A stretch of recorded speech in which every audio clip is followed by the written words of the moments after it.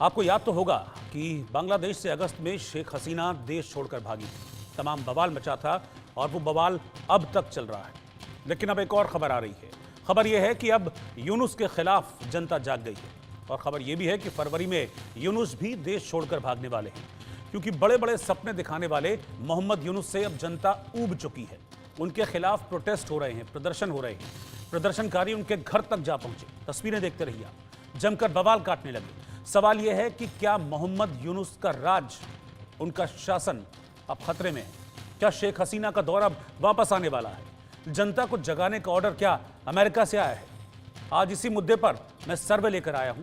कुछ खास मेहमान भी मेरे साथ जुड़ेंगे। उनसे हम चर्चा करेंगे बांग्लादेश के इस हालात पर कि क्या कुछ ही वक्त में जो तख्ता पलट हुआ था वो वापस एकदम तख्ता पलट फिर से होने वाला है। क्या शेख हसीना के तख्ता पलट की जो साजिश यूनुस की तरफ से रची गई थी, अब उसी साजिश के शिकार मोहम्मद यूनुस हो सकते हैं? सर्वे का पहला सवाल मैं आपको बताता हूं। मेरा सवाल था कि बांग्लादेश में प्रदर्शनकारी मोहम्मद यूनुस के घर तक आ पहुंचे।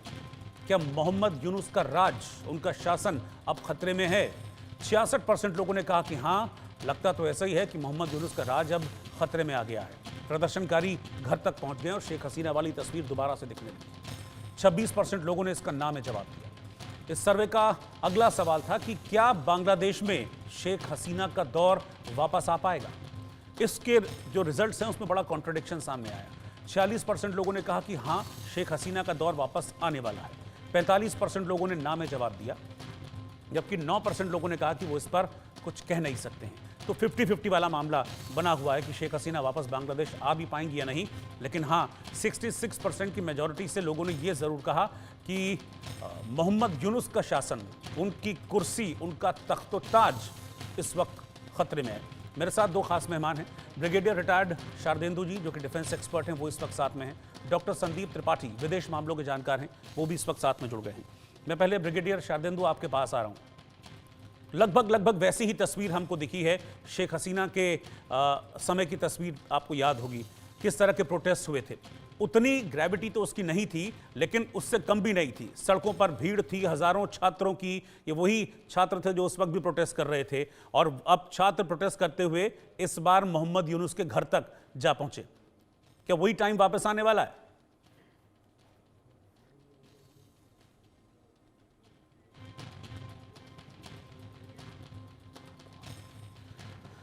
तो हम चलेंगे अपने मेहमानों के पास, लेकिन उससे पहले मुझे लगता है कि तस्वीर आपको ज़रूर देखनी चाहिए।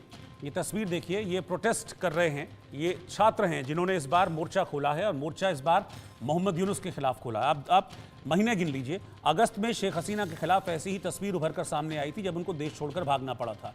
जुलाई विद्रोह का नाम उस दौरान दिया गया था, और अब जुलाई विद्रोह के नाम से ही एक और प्रोटेस्ट हो रहा है। तो आप देखिए, अगस्त, सितंबर, अक्टूबर, नवंबर, दिसंबर, जनवरी, 6 महीने बीते हैं, और 6 महीने के बाद अब वैसी ही तस्वीर पलटकर सामने आई। लेकिन इस बार प्रोटेस्ट मोहम्मद यूनुस के खिलाफ हो रहे हैं।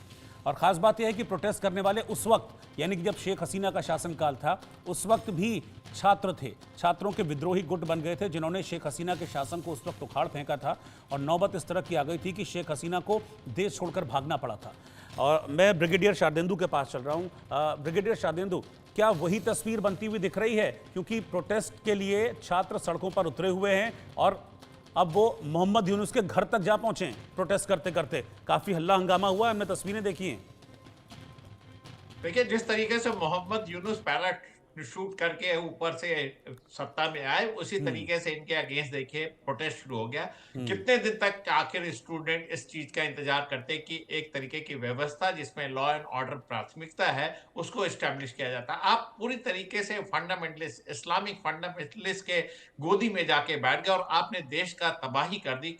जिस तरीके का इकोनॉमिक ग्रोथ चल रहा था, उसको आपने पूरी तरीके से जेपटाइज कर दिया। तो जिस तरीके से आप सत्ता में आए हैं, अब उल्टी गिनती शुरू हो रखी है, आप वैसे ही सत्ता से जाएंगे। स्टूडेंट का भ्रम आपसे टूट गया है। स्टूडेंट ने आपको इसलिए लाया था कि आप एक नोबेल लॉरिएट थे, आपको उन्होंने उनसे बहुत उम्मीद थी, उनको लगा कि आप इकोनॉमिक ग्रोथ की तरफ जाएंगे, एक सुव्यवस्था देंगे, लेकिन आप जमाते के गोदी में जाके बैठ गए, इस्लामिक फंडामेंटलिस्ट की तरफ बढ़ने लगे, और पीपल रिपब्लिक जगह आप बांग्लादेश को इस्लामिक रिपब्लिक बनाने में लग गए। तो आपकी सोच कहीं ना कहीं, आपकी की जो दिशा थी, उसको आप को भ्रमित कर दिया उन्होंने। और अब जिस तरीके का प्रोटेस्ट आप स्टूडेंट फिर से सड़कों पे आए हैं, ये बताता है कि आप अब ज्यादा दिन आप सत्ता में बने रहने वाले नहीं हैं, क्योंकि बांग्लादेश देखिए पूरी तरीके से सफर कर रहा है।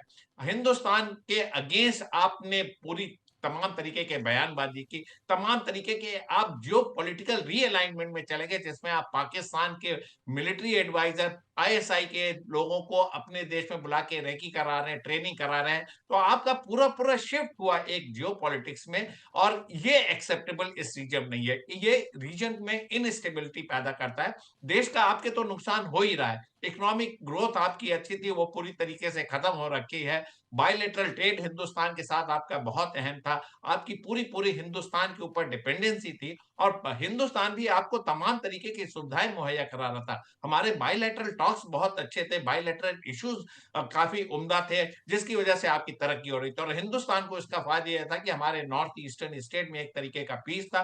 तमाम तरीके के ट्रेनिंग कैंप आप जो आतंकवादियों को वहां से बढ़ावा देते थे, वो बंद हो रखे थे। लेकिन ये पूरा का पूरा सिस्टम आपने खराब कर दिया। अब आप चाइना की गोदी में जाके बैठे हैं। पाकिस्तान जो एक अनरिलायबल नेशन है, जिसने 71 से पहले आपके ऊपर इतनी ज्यादा एट्रोसिटीज की, तमाम तरीके के मुक्ति वाहिनी और बांग्लादेशी जो मुस्लिम थे उनके ऊपर अत्याचार किए, वो सारी चीजें भूल के आप पाकिस्तान को इनवाइट कर रहे हैं, तमाम तरीके के ट्रेड के रिलेशन, मिलिट्री रिलेशन स्टैब्लिश कर रहे हैं। वो देश जो खुद ही आतंकवादियों से लड़ रहा है, वो देश जो खुद ही इनस्टेबल है, वो आपकी क्या मदद करेगा? हिंदुस्तान आपका एक बहुत ही अहम पार्टनर था। हम बराबर के आपको अहमियत देते थे तमाम मुद्दों पे। देखिए, हमने इतनी सारी विषमताओं के बाद भी हमने आपको अनाज दिया, आपके लिए हमने राइस यहाँ से भेजा। आप जब भी कोई क्राइसिस सिचुएशन होते हैं, हिंदुस्तान आपकी हमेशा मदद करता है। इसका मतलब ये नहीं कि आप पूरे टाइम एंटी इंडिया स्लोगन वहां देते रहेंगे, एंटी इंडिया रेटोरिक चलाते रहेंगे, ये एक्सेप्टेबल नहीं है। अब देखिए, स्टूडेंट के समझ में आ गया।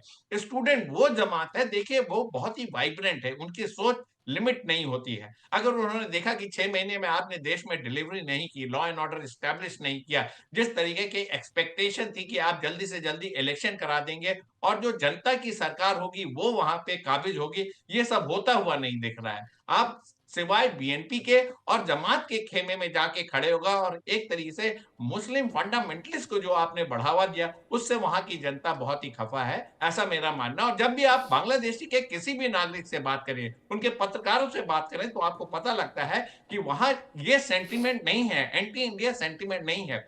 हमारे जो संबंध है बांग्लादेश से बहुत प्रगाढ़ रहे हैं, बहुत अच्छे रहे हैं। ये एक पॉलिटिकल अपहीवल हुआ, लेकिन आपने जिस तरीके से माइनॉरिटीज के ऊपर अत्याचार किया, जिस तरीके से आपने मंदिरों को गिराया, जिस तरीके से आपने क्रिश्चियन पे अटैक किया, हिंदूज पे अटैक किया, ये नहीं वारंटेड था। लॉ एंड ऑर्डर सिचुएशन को एस्टैब्लिश करने में आपको 6 महीने लग गए, और अभी भी आपके एस्टैब्लिश नहीं हुआ। तो आज की डेट में मोहम्मद यूनुस की सरकार जो है, इस तरीके के प्रोटेस्ट के बिल्कुल। प्रति बहुत संजीदा है। उनको पता है कि ये इस तरीके का प्रोटेस्ट उनको सत्ता से बेदखल कर सकता है। लिहाजा उन्होंने अपने home minister and interior minister को सख्त हिदायतें दी हैं कि इसको क्रश किया जाए, इसको हटाया जाए। लेकिन जब हुजूम जब सड़कों पे आता है, जब लोगों की जो भावनाएं हर्ट होती हैं, और जिस तरीके के जब प्रदर्शन शुरू होते हैं, तो बड़ी बड़ी सत्ताएं हिल जाती। मेरा मानना है कि अब उल्टी गिनती शुरू हो रखी।